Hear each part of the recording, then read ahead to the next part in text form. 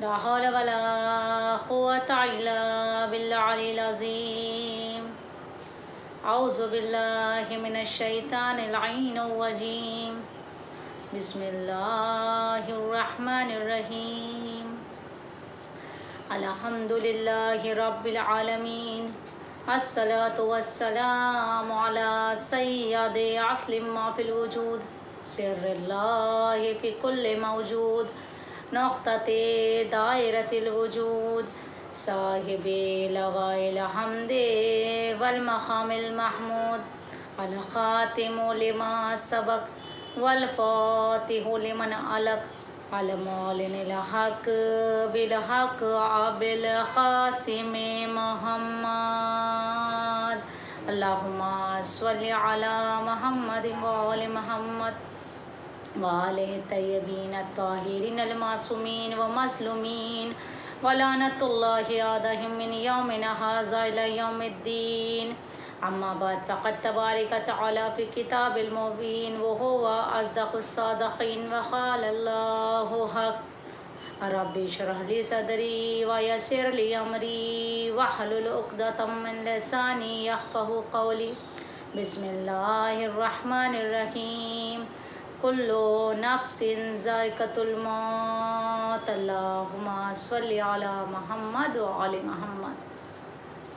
تمام حمد و ثنا و ستائش خداوند کریم کے لیے ہے جس کے قبضہ قدرت میں ہر شے کی جان ہے. عزیزان محترم، چونکہ سال ثواب کی مجلس ہے، اسی لیے مختصراً میں نے اس مجلس کا سرمایہ کلام جو بنایا ہے وہ خدا کی بہترین آیت، جس میں اللہ ارشاد فرما رہا ہے: کل نفس ذائقۃ الموت، ہر شے کو موت کا مزہ چکھنا ہے. عزیزان محترم، یہ تو ہمارا ایمان ہے کہ موت کیا ہے، کس طرح پلٹ کر جانا ہے، قیامت ہوگی، قبر ہوگا، سب کچھ. لیکن دنیا میں کئی مذہب ایسے ہیں کہ جو اللہ پر ایمان نہیں رکھتے، اللہ کو جانتے بھی نہیں ہیں. چاہے سکھ ہو، چاہے عیسائی ہو، چاہے مجوسی ہو، کوئی بھی ہو، ہر انسان اللہ کی طرف متوجہ نہیں ہے. لیکن جب کسی کے سامنے موت کی بات کی جائے تو سب کے سب یہ کہتے ہیں کہ موت برحق ہے، موت آنی ہے. کسی بھی مذہب سے تعلق رکھنے والا انسان ضرور یہ کہے گا کہ مرنا ہے. تو پتہ یہ چلا کہ موت ایک ایسی چیز ہے کہ جس کے ذائقے کو ہر انسان کو چکھنا ہے، اور اللہ اسی لیے ارشاد فرما رہا ہے: کل نفس ذائقۃ الموت. عزیزان محترم، آج میں آپ کے سامنے چند نکات ایسے بتانا چاہوں گی جو قبر کی صدائیں ہیں. قبر کیسی صدا دیتی ہے، قبر کیسے اپنی طرف ہم سب کو متوجہ کر رہی ہے، جبکہ ہم دنیا کی طرف تو متوجہ ہیں لیکن قبر یا موت کو ہم جانتے ہی نہیں ہیں. امام علی فرماتے ہیں کہ میں انسان کو دیکھ کر حیرت زدہ ہوں. جب جیتا ہے تو ایسے لگتا ہے کہ اسے مرنا ہی نہیں ہے، اور جب مر جاتا ہے تو ایسے لگتا ہے کہ کبھی یہ جیتا ہی نہیں تھا. تو عزیزان محترم، موت ایک ایسی منزلت کا نام ہے، ایسی منزل کا نام ہے کہ جہاں ہر انسان کو جا کر رک جانا ہے، اور جس نے موت کو جانا ہے وہ براہ راست گناہوں سے اپنے آپ کو ضرور بچائے گا. جو موت کو سمجھ لے گا وہ کبھی گناہوں میں ملوث نہیں ہوگا، وہ گناہوں کی طرف کبھی متوجہ نہیں ہوگا، کیونکہ اسے خوف ہوگا کہ مجھے مر کر جانا ہے. لیکن آج کا انسان کبھی یہ بات پر متوجہ ہوتا ہی نہیں ہے کہ مجھے مرنا ہے. جب بھی سوچتا ہے تو وہ صرف دنیا کے لیے سوچتا ہے. اب دعا، اگر وہ دعا بھی کر رہا ہوتا ہے تو خدا سے بس یہی مانگتا ہے کہ اللہ مجھے گاڑی دے دے، اللہ مجھے زندگی دے، اللہ مجھے اولاد دے، اللہ مجھے دولت دے، اللہ مجھے شہرت دے. لیکن اگر اسی کی اپوزٹ اگر وہ بہترین دعا کرے کہ خدا میری آخرت اچھی کر دینا، خدا میرے قبر کی منزل کو آسان کر دینا، خدا مجھے سکرات الموت سے بچا لینا، تو عزیزان محترم یہ دعا بھی ہماری نہیں ہوتی. بہرحال قبر کی 5 منزلت، جو کہ 5 منزل، جو 5 آوازیں، 5 صدائیں ہمیں دیتی ہے. پہلی صدا، بہترین صدا عزیزان محترم، کہ میں تنہائی کا گھر ہوں، ساتھی لے کر آنا. اللہ اکبر! کہاں سے ساتھی لائیں اور کیسے ساتھی کوئی لے جا سکتا ہے؟ آپ کسی بھی 80 سال کے بوڑھے سے کہیں یا 10 سال کے بچے سے کہیں کہ بھائی میں کل مرنے والا ہوں، آپ میرے قبر میں کیا میرے ساتھی بنیں گے؟ تو وہ ظاہراً یہ کہے گا کہ آپ بے وقوف ہیں، مرنا آپ کو ہے، آپ اپنی قبر میں جائیے، مجھے کیوں لے کر قبر میں جاتے ہو؟ تو عزیزان محترم پتہ یہ چلا قبر کو ہر انسان خوفناک نظر سے دیکھتا ہے کہ یعنی جو جانا چاہتا ہے، جو مر گیا بس وہی جائے گا، اس کا ساتھی کوئی نہیں۔ لیکن میرے نزدیک جب ہم نے کتاب کی روگردانی شروع کی تو ایک ہی چیز نظر آئی ہے کہ اگر تمہیں قبر میں کوئی ساتھی بنا کر لے جانا ہے تو وہ دو چیزیں ہیں، ایک عمل، دوسرا ایمان۔ اللہ اکبر۔ عزیزان محترم یقیناً خدا نے بہترین دو چیزیں ہمیں دی ہیں، ایک عمل، دوسرا ایمان۔ عمل بھی اللہ اس طرح سے ہمارے قبر میں بھیجے گا جسے شکل و صورت جسم عطا کر کے بھیجے گا۔ جب انسان مر جائے گا تو قبر میں اس کے عمل ایک خوبصورت، جو نیک عمل ہوں گے وہ خوبصورت انسان کی شکل میں ہوں گے، جو بد عمل ہوں گے وہ بد اخلاق، بد گندی شکل و صورت کے انسان کے روپ میں ہوں گے۔ تو عزیزان محترم جب انسان مر جاتا ہے تو عمل اور ایمان ہی اس کے ساتھی ہوتے ہیں اور بہترین ساتھی ہوتے ہیں۔ عزیزان محترم کسی ایک عالم دین کا واقعہ ہے کہ ایک قبرستان کے پاس سے ان کی گزر ہو رہی تھی، ناگہاں ان کی نظر ایک قبر پر پڑی۔ جیسے ہی قبر پر نظر پڑی تو کیا دیکھتے ہیں کہ اس قبر کے اندر ایک شاہانہ لباس والا، شکل و صورت بہترین اور خوبصورت ایک شخص، نوجوان اس قبر کے اندر چلا جاتا ہے۔ تھوڑی ہی دیر میں کیا دیکھا عالم دین نے کہ ایک بدترین بشکل اور بہت ہی گندی بو والا ایک شخص اس قبر میں جاتا ہے۔ تھوڑی دیر تک عالم دین حیرت زدہ اس قبر کو دیکھتے رہتے ہیں کہ آخر ماجرا کیا ہے، یہ دو شخصیت کون ہیں، ایک خوبصورت ایک بدصورت۔ تھوڑی دیر تک انتظار دیکھا، جب کیا دیکھا جو خوبصورت تھا اور وہ جب باہر نکلا تو عالم یہ تھا، اس کی صورت زخمی تھی، خون بہہ رہا تھا، اس کا جسم زخمی تھا، چاروں طرف سے اس کے کپڑے پھٹے ہوئے تھے، بدحال باہر آیا۔ جیسے ہی باہر آیا عالم دین نے پوچھا یہ کیا ماجرا ہے، ابھی تو تم اتنے خوبصورت تھے، بالکل ہٹے کٹے گئے تھے، تمہارا جسم اتنا زخمی کیسے ہو گیا، یہ خون سے بھرا ہوا چہرہ کیسا ہے تمہارا؟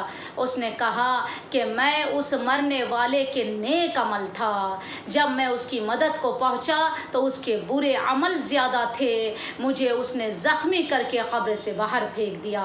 تو عزیزان محترم انسان کو اپنے نیک عمل کو زیادہ کرنے کی کوشش کرنا چاہیے، نہ کہ بد عمل کو، اور ہمیشہ دعا کرنا چاہیے کہ خداوند کریم تو ہمیں راہ راست پر رکھ، مومنوں کی گنتی میں رکھ۔ تو عزیزان محترم عالم دین کا یہ واقعہ ہمیں یہ درس دیتا ہے کہ قبر میں عمل خوبصورت اگر عمل ہے، بہترین عمل ہے تو اچھے شکل و صورت کے ساتھ آئے گا، اگر بد عمل ہے تو بدحال صورت کے ساتھ آئے گا۔ تو عزیزان محترم بات یہی واضح نہیں ہوتی، جب عمل ہمارے قبر میں اچھی صورت کے ساتھ آ سکتا ہے تو ایمان کیوں نہیں؟ اور جب ہم ایمان کی بات کریں تو ایک ہی نام نظر آتا ہے کہ ایمان اگر شکل و صورت کے ساتھ آئے گا تو کبھی علی نظر آئے گا تو کبھی حسین نظر آئے گا۔ اللہم صلی علی محمد و آل محمد۔ عزیزان محترم آپ سبھی نے یہ واقعہ کئی مرتبہ سنا ہوگا کہ اشرف حداد کی بیوی کا واقعہ، کہ مومنہ زیارت عاشورہ ہمیشہ پڑھا کرتی تھی، کس طرح ایمان بہترین شکل یعنی امام حسین علیہ السلام کی شکل و صورت میں ہماری قبروں میں آئے گا۔ یہ واقعہ میں آپ کے پیش نظر کرتی ہوں کہ ایک واقعہ بہت ہی بہترین عظمت امام حسین کتاب کا نام ہے، اس کتاب میں یہ واقعہ درس ہے کہ ایک مرتبہ دو دوست ہوا کرتے تھے، ایک بہت ہی نیک عمل، بہت نمازی، بہت پرہیزگار، روزہ رکھنے والا، زکوٰۃ دینے والا، خمس ادا کرنے والا، زیارتوں پہ جانے والا، سب کچھ اس کے پاس نیک عمل تھا، لیکن جو اس کا دوست تھا وہ بہت ہی بد عمل تھا، نہ وہ نماز پڑھتا تھا نہ وہ روزہ رکھتا تھا۔ جو بہترین عمل والا تھا، نیک عمل والا تھا، وہ ہمیشہ اسے سمجھاتا تھا کہ بھائی خدا کے واسطے بہترین عمل کر، گناہوں سے توبہ کر۔ اسی اثنا میں اس کا وہ بد عمل کرنے والا دوست مر جاتا ہے۔ دوست تھا، دوست کے بارے میں سوچنے لگا کہ یا اللہ قبر میں کیا عالم ہوگا اس کا، کس طرح وہ رہ رہا ہوگا، کس طرح اس کے اعمال ہوں گے، کس طرح اس پر عذاب نازل ہو رہا ہوگا۔ اسی اسنا میں روزانہ اس کے قبر پہ یاسین پڑھتا، دعا کرتا اور خدا سے بس یہی دعا کرتا کہ خداوند کریم اس کے گناہوں کو معاف فرمانا۔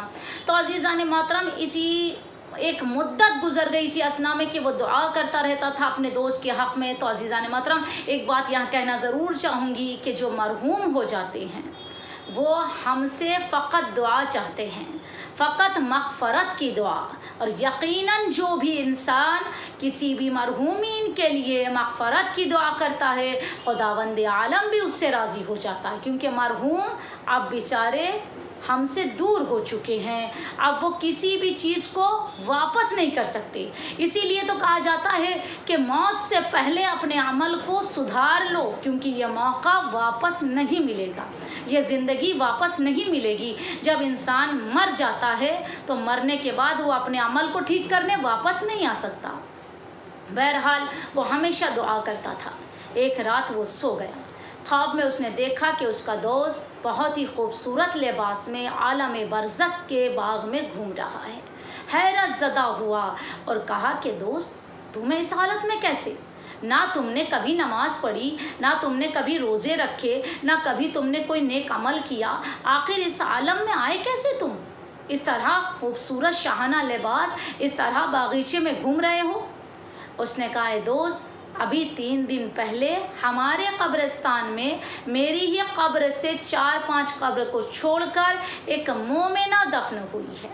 جب سے وہ مومنہ دفن ہوئی ہے تب سے امام حسین کئی مرتبہ اس کی قبر میں اس کی زیارت کو آئے ہیں۔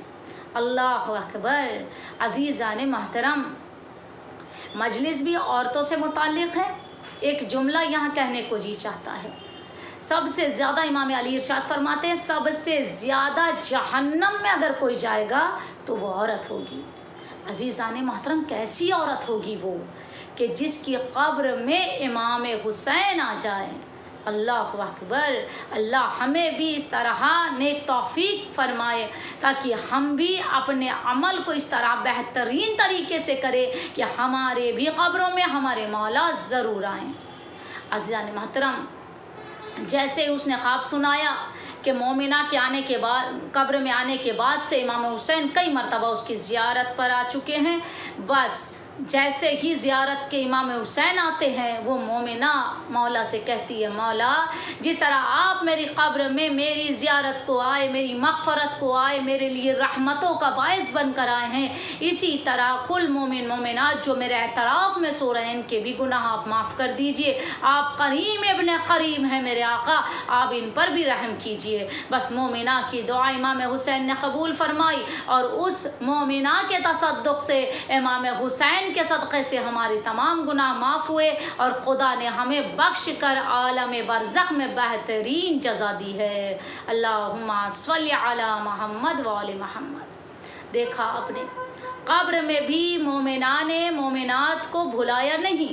تو عزیزان محترم، یہاں ایک جملہ کہنے کو جی چاہتا ہے کہ جب بھی دعا کے لیے ہاتھ اٹھاؤ، آقا خراسانی کہتے ہیں کہ جب کوئی بندہ اپنی دعاؤں میں مومن مومنات کا نام لیتا ہے، حتیٰ کہ اس طرح دعا کرنے کا انہوں نے سلیقہ بتایا کہ جب بھی تم دعا کرو تو پہلے ہاتھوں کو بلند کر کے کہو کہ خداوند کریم اب تک جن مومن مومنات کی دعا قبول نہ ہوئی ان کی دعاؤں کو تو قبول فرما۔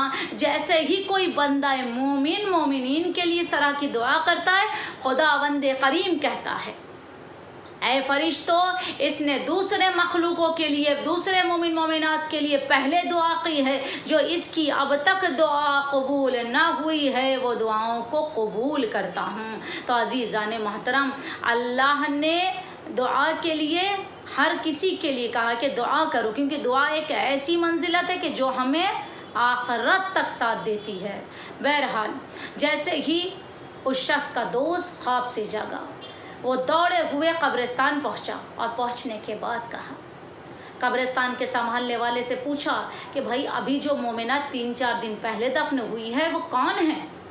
اس نے بتایا کہ فلاں محلے کے رہنے والے اشرف حداد کی بیوی ہے۔ अज़ान मोहतरम वो दौड़ते हुए वहाँ पहुँचे और पहुँचने के बाद अशरफ हद्दाद से पूछा कि भाई क्या तुम्हारी बीवी बहुत आज़ादार थी? कहा नहीं, आज़ादारी तो करती थी लेकिन बहुत ज़्यादा नहीं। कहा बहुत नमाजी थी? कहा नहीं, नमाजी तो थी लेकिन बहुत ज़्यादा नहीं कि हमेशा नमाजी पढ़ती रहती थी। क्या बहुत ज़्यादा रोज़ेदार थी? कहा बिल्कुल नहीं, बस जिस तरह वाजिब रोज़ा होता था उस तरह करती थी।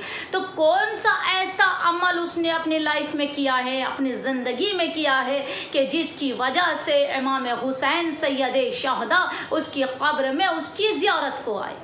का मुझे इतना नहीं मालूम, लेकिन बस एक बात मैं ज़रूर जानता हूँ कि चाहे किसी भी मौसम का सामना होता था, चाहे गर्मी, चाहे ठंडी, चाहे बरसात, मेरी बीबी अपने घर के छत पर जाती और इमाम हुसैन की ज़ियारत पढ़ा करती थी।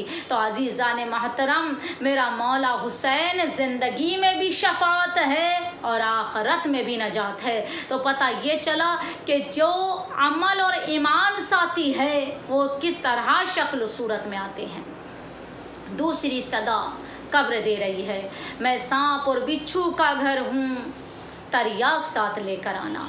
अजीज़ाने मोहतरम, ये तरियाक क्या शय का नाम है? तरियाक किसे कहते हैं? अगर हम पूछे कि व्हाट्स अ डेफिनेशन ऑफ तरियाक, तरियाक किसे कहते हैं, तो हमें बस पता ये चलता है कि तरियाक जहर को मारने की दवा है। अल्लाह अकबर। अब मुझे ये पता है कि मेरी कब्र में ज़रूर सांप और बिच्छू होंगे, हर इंसान की कब्र में होंगे, क्योंकि जो किताबों में मौजूद है वो बातें बिल्कुल सही है। तो अजीज़ाने मोहतरम, जब हम कब्र में जाएंगे तो सांप और बिच्छू का सामना ज़रूर करना होगा। मेरे घर वाले भी जानते हैं और आपके घर वाले भी जानते हैं। अगर मैं मर जाऊं तो क्या मेरी कब्र में जाने से पहले मेरे घर वाले क्या मेरे कब्र के अंदर तरियाक रख देंगे या मेरे कफन के अंदर तरियाक रख देंगे? हरगिज़ नहीं, कहीं से कहीं तक कोई तरियाक का जिक्र नहीं हो सकता, क्योंकि कफन के अंदर कोई चीज़ रखी नहीं जाती, कब्र के अंदर कोई चीज़ रखी नहीं जाती सिवाय मुर्दे के। तो अजीज़ाने मोहतरम, बात ये वाज़ह होती कि कौन से तरियाक की बात कर रही है कब्र, कि तरियाक लेकर आना, मैं सांप और बिच्छू का घर हूँ, तरियाक लेकर आना। तो अजीज़ाने मोहतरम, मेरे नज़दीक एक ही तरियाक मुझे नज़र आती है जो सांप और बिच्छू को ख़त्म करेगी। वो तरियाक का नाम है खाक शिफा। यकीनन अजीज़ाने मोहतरम, तारीख़ कहती है कि खाक शिफा एक ऐसी खाक है जिसमें इमाम हुसैन का खून मुश्तमिल है। अल्लाह अकबर।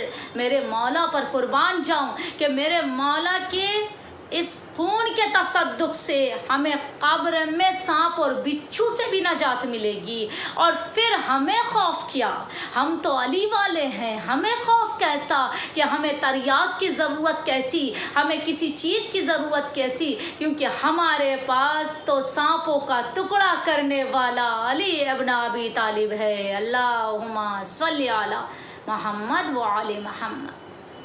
अजीज़ाने महतरम, बात वाज़ह हो गई कि तरियाक यानी खाक शिफा, और हमारे कफन के अंदर यकीनन या खाक शिफा की तस्वीर रखी जाती है या फिर हमारे सीने पर सिजदगा रखा जाता है। तो पता ये चला खाक शिफा सांप और बिच्छू को ख़त्म करने के लिए तरियाक का काम करेगी। तीसरी सदा आवाज़ दे रही है कब्र, मैं तारीकी का घर हूँ, मैं तारीकी का घर हूँ, रोशनी साथ लेकर आना। अल्लाह अकबर। अजीज़ाने महतरम, कितना भी कोई करोड़पति हो जाए, कितना भी कोई लखपति हो जाए, मुझे बताए क्या कोई कब्र के अंदर रोशनी ले जा सकता है? आया कैसे पॉसिबल है कि कब्र के अंदर रोशनी चली जाए? अब आप सबने देखा होगा, कब्रिस्तान जाते हैं, मुझे नहीं पता, और हिंदुस्तान में कई जगह ऐसे हैं कि जहां आज भी कब्रों पर कैंडल्स जलाई जाती हैं, लालटेन या चरागा चलाया जाता है ताकि कब्र में रोशनी रहे। कब्र के ऊपर तो हमने रोशनी देखी है, लेकिन कब्र के अंदर रोशनी पॉसिबल ही नहीं। कैसे हो सकता है कि रोशनी कब्र में लेकर आना? मैं तारीकी का घर हूँ, रोशनी लेकर आना। जब हमने किताबों की रूगर्दानी शुरू की, आखिर किस रोशनी की बात कर रही है ये कब्र, तो हमें बस 2 ही चीज़ नज़र आई जो कि कब्र में रोशनी की बायस बन सकती है। पहली रोशनी नमाज के निशान यानी सजदगाह की निशान की रोशनी जो कि हमारे पास हमेशा मौजूद है। दूसरी रोशनी मातम हुसैन के निशान की रोशनी। अल्लाह अकबर अजीज़ान मोहतरम, 2 रोशनी, बेहतरीन रोशनी, एक सजदगाह के निशान की रोशनी, एक मातम हुसैन के निशान की रोशनी। तो अजीज़ान मोहतरम, जब मैंने ये कहा कि भाई 2 रोशनी काम आएगी, तो जो लोग सिर्फ नमाज पढ़ते हैं उन्होंने कहा कि हम पर बस एक रोशनी ही, हमारे लिए एक रोशनी ही ज़रूरी है। हम सिजदगाह की रोशनी से काम चलाएंगे, हम सिजदगाह की रोशनी से अपने कब्र को रोशन करेंगे। आइए एक छोटा सा एग्जाम्पल दूँ उन लोगों के लिए जो सिजदगाह के निशान को लेकर अलग हो गए, उन लोगों के लिए जो मातम हुसैन के निशान को लेकर अलग हो गए। तो अब एक छोटी सी मिसाल पेश करूं। फॉर एग्जांपल, मैंने अपने घर में एक लाइट जलानी है, एक ट्यूबलाइट जलाना है, ट्यूबलाइट को मैंने लगा दिया। अब मैं बटन शुरू करती हूँ, चालू करती हूँ, ऑन करती हूँ, लेकिन ट्यूबलाइट चलती नहीं। भाई मैंने अपने शौहर से पूछा कि भाई ये लाइट क्यों नहीं जल रही है? उन्होंने कहा इसका वायर नहीं आपने लगाया। मैंने एक वायर उठा के लगा दिया, एक तार उठा के लगा दिया बिजली बोर्ड में, फिर भी वो नहीं शुरू हुई। मैंने कहा ये क्यों नहीं शुरू हो रही है? उन्होंने फरमाया कि दोनों वायरों को पहले जोड़ो और जोड़ने के बाद बोर्ड में लगाओ, तब ये करंट आएगा और उसके बाद इसकी लाइट शुरू होगी।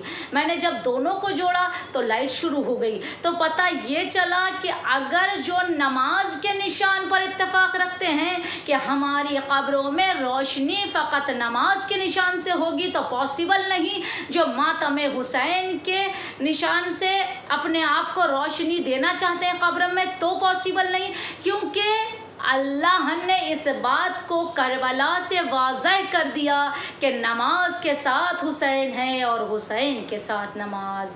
अल्लाह अकबर। तो अज़ीज़ान मोहतरम, हमारी मंजिलत क्या है? हमें हर तरफ से हमारा मौला कब्रों में बचाएगा। चूँकि इस साल सवाब की मजलिस है, इसीलिए पूरी मजलिस मैंने इसी टॉपिक पर पढ़नी है। चौथी चीज़, मैं खाक का घर हूँ, बिस्तर साथ लेकर आना। अल्लाह अकबर। कितना भी कोई करोड़पति हो, कितना भी कोई नमाजी हो, कितना भी कोई शब गुजार हो, मुझे बता दे कि वो नमाज खाक के बिस्तर पर सोना नहीं चाहता, बल्कि वो गद्दा लेकर जा रहा है या मखमल की टाट लेकर जा रहा है। पॉसिबल ही नहीं। बिस्तर कैसे पॉसिबल हो सकता है सिवाय कफन के? कुछ नहीं। क्या कह रही है कब्र? मैं खाक का बिस्तर हूँ, मैं खाक का बिस्तर हूँ, मैं खाक हूँ और बिस्तर साथ लेकर आना। तो अज़ीज़ान मोहतरम, कैसे हम खाक में बिस्तर लेकर जाएं? आज एक छोटी सी मिसाल, हम चलते हैं कहीं, चलते चलते अगर हमारी रदा पर, हमारी चादर पर मिट्टी लग जाए ना, तो कॉफ्त होती है कि मिट्टी किस तरह साफ़ हो जाए। लेकिन हम कभी ये नहीं सोच पाते कि आज थोड़ी सी मिट्टी हमें नागवार गुजर रही है, कल ये मिट्टी में ही हमें दफन हो जाना है। मैं खाक का घर हूँ, बिस्तर साथ लेकर आना। कैसे कोई बिस्तर लेकर जा सकता है? कैसे कोई बिस्तर ले जा सकता है? तो अज़ीज़ान मोहतरम, अल्लाह ने कुरान मजीद में इरशाद फरमाया कि हरगिज़ हरगिज़ शहीदों को मरा हुआ ना समझना, बल्कि वो मेरी तरफ से रिस्क पा रहे हैं। तो अज़ीज़ान मोहतरम, जो ज़िंदा होगा उसे ही तो रिस्क मिलेगा, और जिसे रिस्क मिलेगा उसे खाक कैसी। यानी पता ये चला कि शहीदों के जिस्म को खाक नहीं बदल सकती खाक में, यानी खाक में अपने जिस्म, जो हमारा जिस्म है, खाक में बदल ही नहीं सकता, जबकि अगर कोई शहीद है तब। तो अज़ीज़ान मोहतरम, अब यहाँ एक वाक़या मैं आपके नज़र करूँ कि रसूल खुदा के पिदरे बुजुर्गवार, अल्लाहुम्मा सल्ली अला मुहम्मदिन व आले मुहम्मद, آپ حضور صلی اللہ علیہ وآلہ وسلم کے پدر بزرگوار جب آپ اپنی ماں کے شکم میں تھے، جناب آمنہ کی شکم میں تھے، کہ تو آپ کے بابا عبداللہ ایک مرتبہ تجارت کے لیے جا رہے تھے شام۔ کتاب کا نام ہے حیات جاویدہ، اس میں یہ واقعہ موجود ہے۔ جب آپ شام گئے تو شام سے جب پلٹ رہے تھے تو مدینہ میں آپ فوت ہو گئے، دنیا سے رخصت ہو گئے جناب عبداللہ، آپ کو وہیں دفن کر دیا گیا۔ جب جناب رسول خدا جوان ہوئے، آپ نے وہیں مسجد نبوی کی تعمیر کی، اور جب تعمیر کی تو ایک عرصہ بعد مسجد نبوی کو وسیع کرنے کے لیے کھودا گیا۔ جب کھودا گیا تو آپ کی قبر مطہر یعنی رسول خدا کے بابا عبداللہ کی قبر مطہر میں ایک سوراخ نظر آئی، اور جیسے سوراخ نظر آئی تو سب سمجھ گئے کہ یہاں کچھ نہ کچھ موجود ہے۔ جب اسے کھودا گیا تو آپ کا جسم پاک اسی طرح موجود تھا جس طرح آپ دنیا سے رخصت ہوئے تھے۔ تو پتہ یہ چلا عزیزان محترم کہ جو راہ خدا میں مر جائے، جہاد میں یا کسی بھی چیز میں، تو وہ زندہ قرار دیتا ہے، زندہ رہتا ہے، اس کا جسم خاک نہیں ختم کرتی۔ اب یہاں ایک جملہ کہنا چاہتی ہوں کہ لوگ کہتے ہیں کہ رسول خدا کے بابا کافر تھے، نعوذ باللہ نعوذ باللہ، تو پھر میں یہاں ایک جملہ کہوں کہ اگرچہ آپ ایمان پر نہیں تھے تو آپ کی قبر سے جب آپ کا جسم نکلا تو اس طرح برقرار نکلا جیسے کسی ولی اللہ کا نکلتا ہے۔ تو عزیزان محترم، جب رسول خدا کے بابا کے جسم مطہر کو واپس نکالا گیا تو پھر آپ کو جنت البقیع میں دفن کر دیا گیا۔ پھر 1925 میں جب بقیع کو مسمار کیا گیا تو آپ کی قبر مطہر بھی مسمار کر دی گئی۔ تو عزیزان محترم، اب یہاں ایک جملہ میرے دل میں آتا ہے کہ اے خداوند کریم، اس زمانے میں کیسے شہید کی گنتی میں آؤں، میں کیسے جام شہادت پاؤں تاکہ میں مرنے کے بعد غذا بھی پا سکوں اور قبر میں میرے لیے بستر بھی مہیا ہو سکے۔ تو کون سا ایسا عمل کروں جس سے خداوند کریم مجھے درجہ شہادت پر فائز کرے؟ تو آواز امام جعفر صادق آتی ہے، اللہم صلی علی محمد و آل محمد، کہ جو انسان اپنی واجب یا مستحب نماز میں کسی بھی رکعت میں سورہ تکاثر کی تلاوت کرے گا، خداوند کریم اسے جام شہادت یعنی شہادت کی موت پر فائز کرے گا۔ اللہ اکبر! کیسے ہمارے معصومین ہماری رہنمائی کر رہے ہیں، ہر وقت ہماری رہنمائی کے لیے ہمارے مولا موجود ہیں۔ اور اسی کے اپوزٹ اگر دوسرا جملہ کہوں تو امام علی اور معصومین فرماتے ہیں کہ جن کے دلوں میں ہماری محبت ہو وہ شہادت کے مرتبے پر فائز ہوگا، یعنی جو اہل بیت سے محبت رکھتا ہے وہ مرنے کے بعد شہید کہلائے گا۔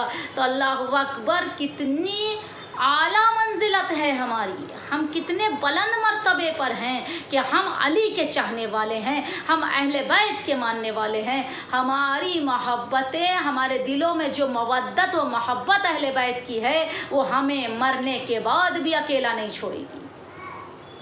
عزیزان محترم، 5ویں صدا، میں غربت کا گھر ہوں خزانہ لے کر آنا۔ اللہ اکبر! کتنی عجیب منزلت ہے، خزانہ لے کر آنا۔ عزیزان محترم، کس طرح کا خزانہ؟ کبھی بھلا آپ نے دیکھا ہے کہ کوئی کروڑ پتی مر گیا ہو، ان کے بچوں نے ان کی قبر میں 50 لاکھ رکھ دیے ہوں؟ کیا کبھی دیکھا ہے کوئی غریب مر گیا ہو تو ان کے بچوں نے ان کی قبر میں پیسے رکھ دیے ہوں؟ نہیں عزیزان محترم، قبر ایک ایسی منزل ہے کہ جہاں پیسے اور دولت کا کچھ کام نہیں ہے، وہاں کچھ کام نہیں آئے گا سوائے عمل کے، وہ بھی عمل خیر۔ غربت کا گھر ہوں خزانہ لے کر آنا۔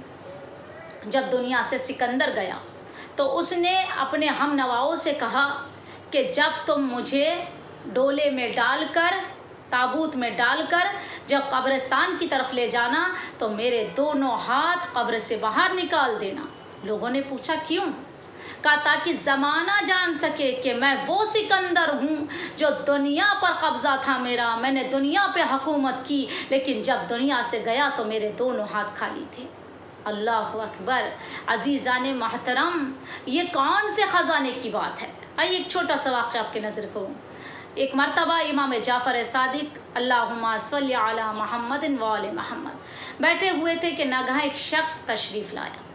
आने के बाद कहता है, मौला आप पर सलाम। मौला ने सलाम का जवाब दिया।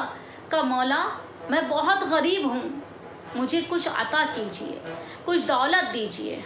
मौला ने कहा, अच्छा क्या तुम्हारे दिल में मेरी मोहब्बत है? कहा, मौला बहुत यानी बहुत ज़्यादा मोहब्बत है। कहा, अगर कोई तुमसे कहे कि मैं तुझे कुछ पैसा देता हूँ तो इस मोहब्बत को बेच दे।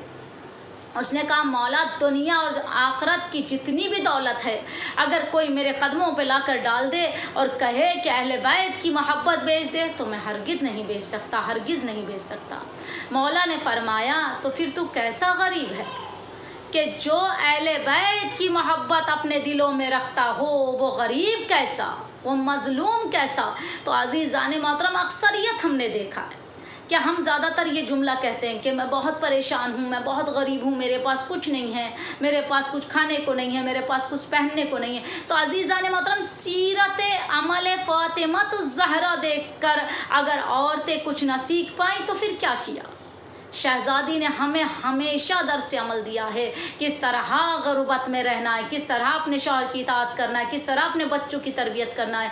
बहरहाल अज़ीज़ान मोहतरम, मौला ने फरमाया कि तू कैसा गरीब है जिसके दिल में अहले बैत की मोहब्बत, वो गरीब हो नहीं सकता। तो अज़ीज़ान मोहतरम, यहाँ भी ग़ुरबत के आलम में ख़जाना लेकर हम ही जाएंगे, क्योंकि हम अली के चाहने वाले हैं, हम हैदर कर्रार के मानने वाले हैं, हम शिया ने हैदर कर्रार हैं। अहले बैत की मवद्दत के साथ जब हम कब्र में जाएंगे तो कब्र की इस सदा को भी खामोश कर देंगे कि मैं गुर्बत का घर हूँ, ख़जाना लेकर आना। हम अहले बैत की मोहब्बत का ख़जाना लेकर जाएंगे। अल्लाहुम्मा सल्ली अला मुहम्मद व आले मुहम्मद। अज़ीज़ान महतरम, दौर ज़माना इस तरह है कि कल चांद रात हो रही है, माह मुहर्रम आ रहा है, मौला हुसैन अलैहिस्सलाम की मजलिस मुनक़्क़िद की जाएगी।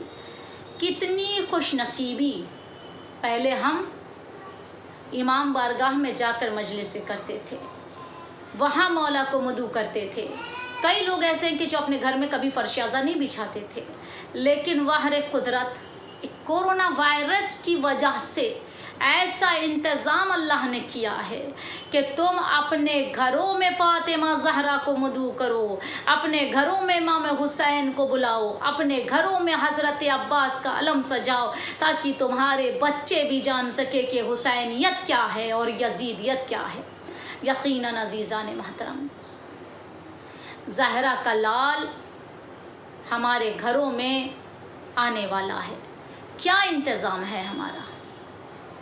इसी के अपोजिट हमेशा हम एक चीज़ कहते हैं, हमेशा दुआ करते हैं कि अल्लाहुम्मा कुल्ले वलियकल हुज्जत इब्नुल हसन, अल्लाह हमारे इमाम का ज़हूर फरमा। इंतज़ाम कुछ नहीं है, मेहमान को बुला रहे हैं। फॉर एग्ज़ाम्पल, एक छोटा सा एग्ज़ाम्पल देकर इंशाअल्लाह रब्ते मसाइब पर आऊँ कि मैंने किसी को मदू किया अपने घर कि आप मेरे घर ज़रूर आइएगा, और वो मोहतरमा मेरे घर आ गई। उन्होंने दरवाज़े पर दख्खुल बाब किया, मैंने दरवाज़ा खुलवाया। मेरी बेटी ने कहा, अम्मा आपने किसी को बुलाया था? मैंने कहा, हाँ मेरी एक फ्रेंड आने वाली है।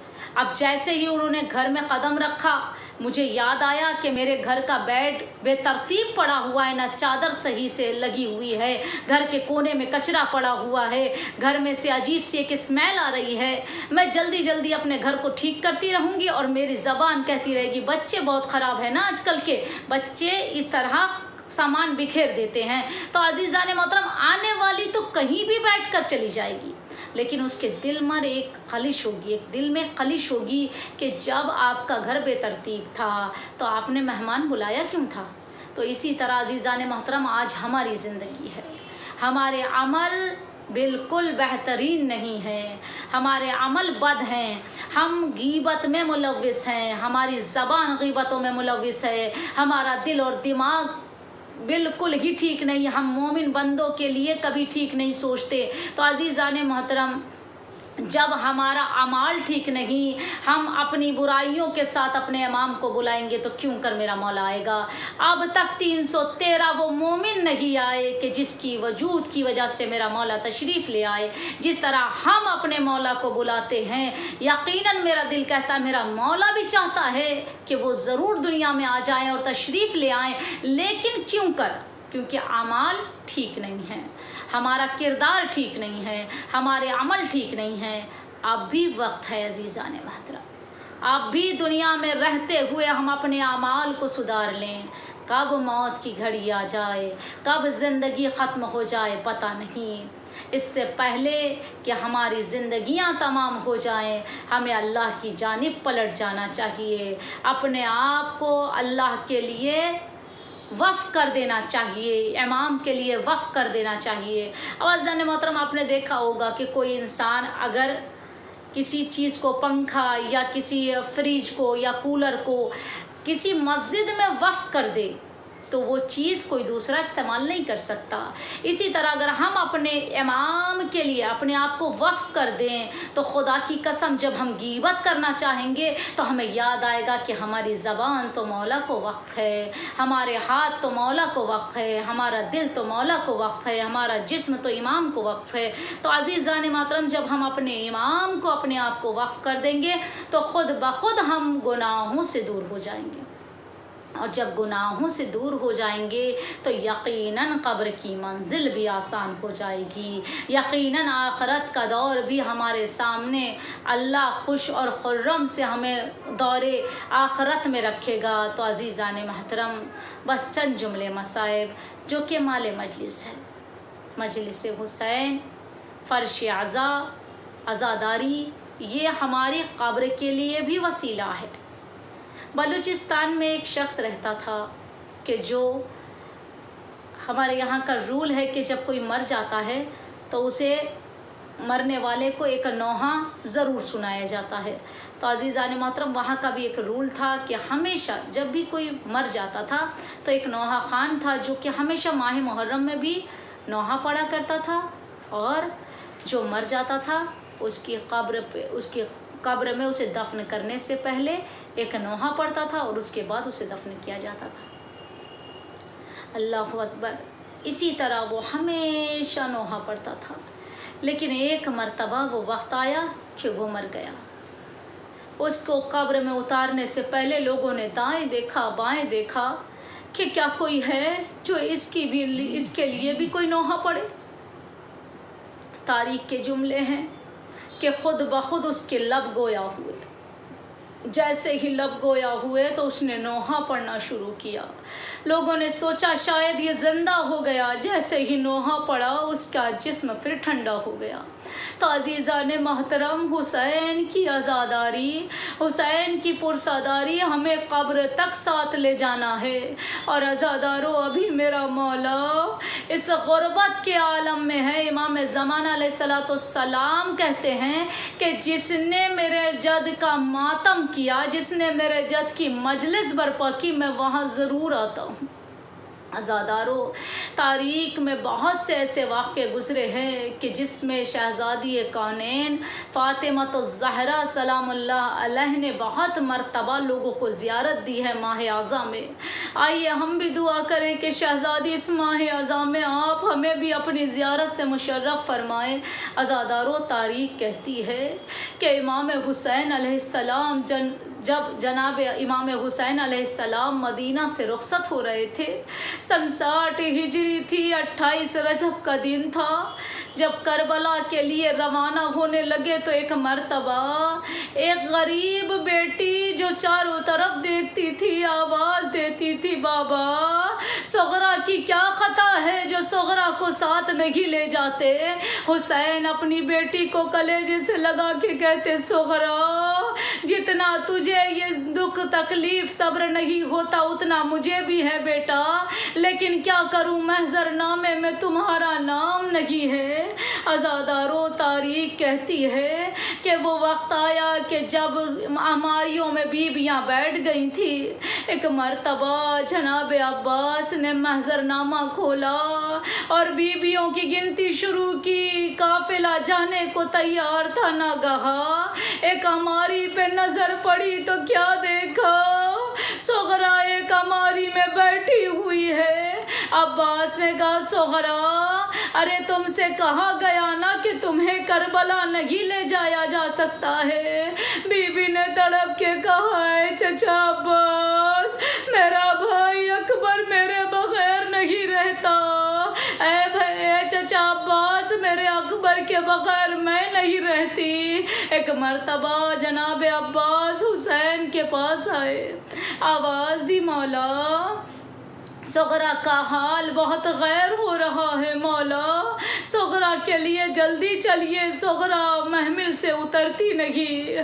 آپ نے فرمایا عباس، میں صغرا کا سامنا کیسے کروں، ارے میری لاڈلی اکیلے یہاں رہے گی۔ ایک مرتبہ تاریخ کہتی ہے حسین نے کہا عباس تم اکبر کو بلا کر لاؤ۔ عزادارو تاریخ کہتی ہے ایک مرتبہ اکبر آئے، کہا جی بابا، کہا میرے لال میرا ایک کام کرو، مشکل کشا کے پوتے ہو، میری ایک مشکل آسان کرو۔ کہا کہ بابا کیا مشکل ہے، کہا صغرا کو ہماری سے اتارو۔ عزادارو ایک مرتبہ اکبر اس اونٹ کے قریب پہنچے جہاں صغرا جس ہماری میں بیٹھی تھی۔ اللہ ہمارے جوانوں کو سلامت رکھے، کسی بہن کو یہ منزل نہ دکھائے جو کہ صغرا نے دیکھا۔ ایک مرتبہ اونٹ کے قریب آ کے اکبر نے آواز نہ دی بلکہ دہاڑے مار کے رونے لگے۔ جیسے ہی روتے ہیں تو صغرا نے محمل کا پردہ ہٹایا، آواز دی، بھیا تیرے رونے کا سبب کیا ہے؟ آواز دی، میری بہنا تم یہیں رہو گی، ہم کربلا جائیں گے۔ عزادارو بہن ہماری سے اتر گئی۔ ایک مرتبہ اکبر نے اپنی بہن کو گلے سے لگایا، بہن اور بھائی میں وعدے ہوئے۔ عزادارو وہ وقت آیا کہ صغرا کو آواز آئی کہ اکبر دنیا سے رخصت ہو گئے۔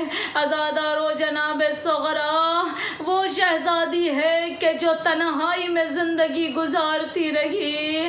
آؤ دعا کرے میرے رب جلی، تجھے واسطہ صغرا کی بے کسی کا، تجھے واسطہ اکبر کی جوانی کا، اے اللہ اس وبا کو جلد سے جلد دور کر دے جو ہمارے مولا کی عزاداری میں بھی خلل پیدا کر رہی ہے۔ عزادارو دعا کرے شہزادی کونین کا واسطہ دے کر کہ فاطمۃ الزہرا آپ کو واسطہ آپ کے لال حسین کا ہم سب کو عزاداری کرنے کی توفیق عطا فرما۔ اے میری شہزادی وقت کے امام کے صدقہ تصدق سے ہماری اس قلیل سے عبادت کو قبول فرما لے۔ اے اللہ تجھے واسطہ محمد و آل محمد کا کہ جس بہن نے یہ مجلس رکھا، یہ سال ثواب کی ڈولی زہرا دلشاد زہرا جو کہ بھلائی درگ کی رہنے والی ہیں، خداوند کریم ان کے تمام دعاؤں کو قبول فرما اور ہم سب کی دعاؤں کو قبول فرما۔ تقبل منا۔